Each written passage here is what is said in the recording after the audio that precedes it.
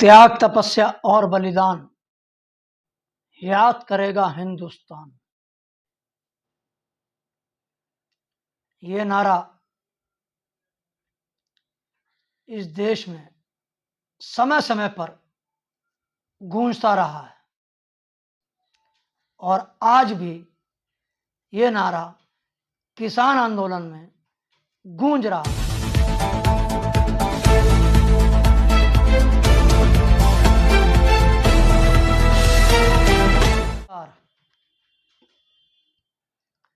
बात होगी किसान आंदोलन की, जिसको आज 1 वर्ष पूर्ण हो गया है और 1 वर्ष पूर्ण होने से पूर्व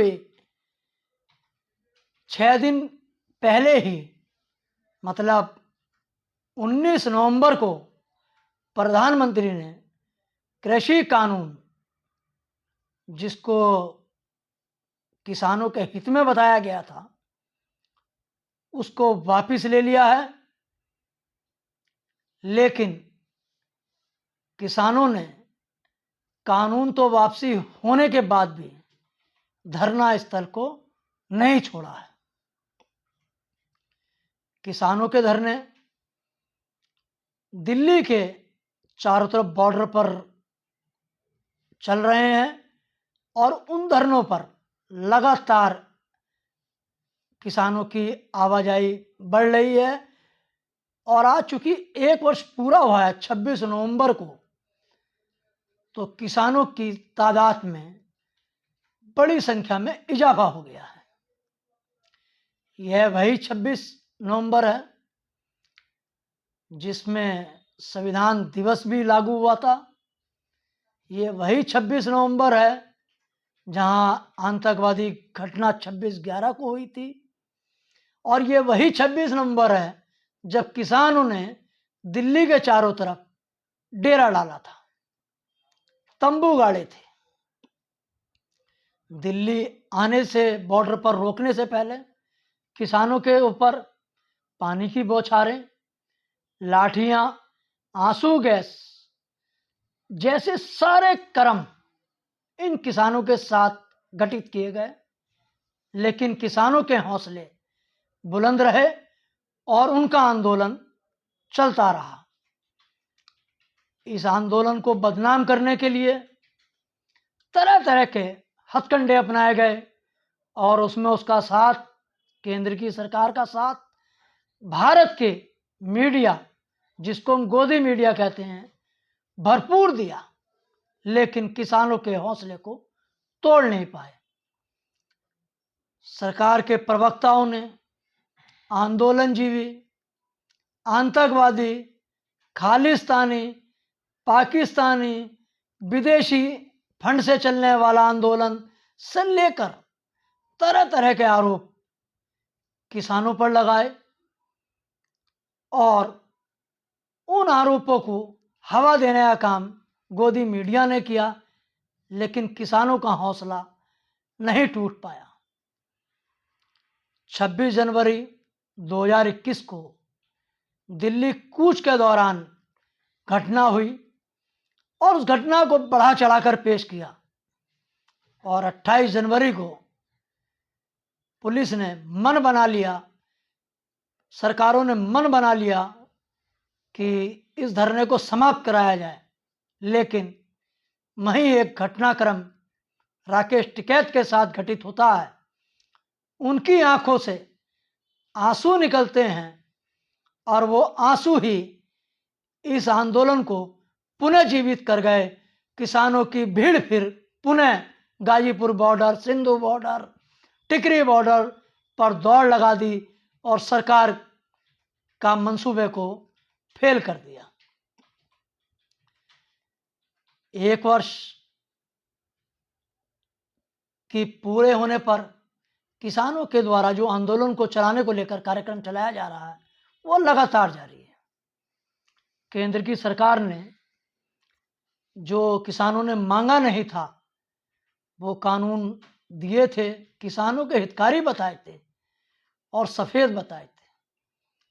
उन किसानों ने इन कानूनों को काला कानून बताया था। सरकार सफ़ेद बताती रही, किसान काले बताते रहे। इस बात पर बहस चलती रही। तो आखिरकार 19 नवंबर को प्रधानमंत्री नरेंद्र मोदी सुबह 9 बजे टीवी पर प्रकट होते हैं और देश के नाम संदेश देते हुए काले कानून वापसी की घोषणा कर देते हैं और किसानों से अपील करते हैं कि वो बॉर्डर खाली करके अपने अपने घरों को लौट जाएं और खेत पर आ जाएं और अपना काम में लग जाएं।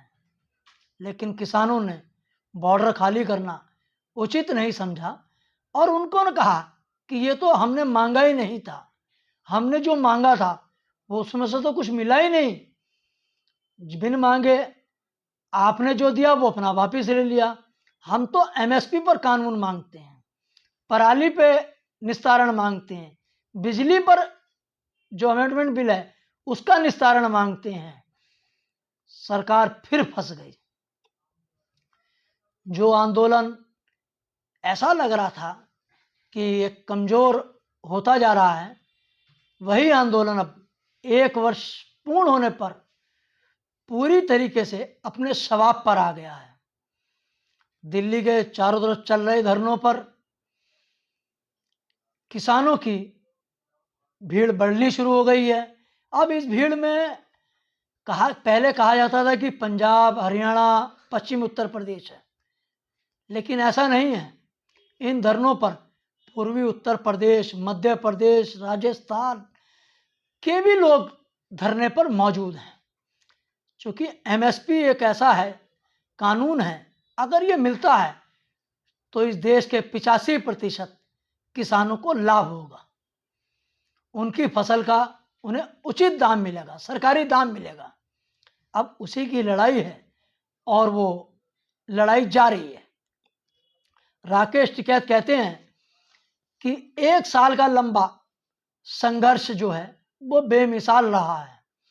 थोड़ी खुशी है, थोड़ा गम है, लड़ रहे हैं, जीत रहे हैं, लड़ेंगे और जीतेंगे। न्यूनतम समर्थन मूल्य कानून किसानों का अधिकार है और इसको लेके रहेंगे। इस आंदोलन के दौरान 700 से ज़्यादा किसानों की शहादत भी हो चुकी है। अब किसान इन किसानों के लिए शहीद का दर्जा भी चाहते हैं। वहीं लखीमपुर में जिस तरीके से केंद्रीय गृह राज्य मंत्री के बेटे ने अपनी गाड़ी से किसानों को कुचला है, उस मंत्री को मंत्रिमंडल से बाहर भी चाहते हैं। किसानों पर लगे झूठे मुकदमे की वापसी भी चाहते हैं और एमएसपी कानून तो हर हालत में चाहते ही हैं। केंद्र सरकार का फंसना बहुत बड़ी दुविधा में है। 5 राज्यों का चुनाव है। इस चुनाव में किसान साथ नहीं देता तो सत्ता में आना बहुत मुश्किल है। सत्ता में आना है तो किसानों को मनाना है। लेकिन फार्मूला फिलहाल केंद्र सरकार का फिट नहीं बैठ रहा है। किसान अपनी बातों पर अड़िग है और वो हर हालत में अपनी मांगों को मनवाकर ही वापिस जाने की बात कर रहे हैं। किसानों का जिस तरीके का एक त्याग कहा जाए, तपस्या कहा जाए और बलिदान कहा जाए, वो कहते हैं कि इसको हम किसी भी कीमत पर बेकार नहीं जाने देंगे। बहुत बहुत धन्यवाद। अगर आप इस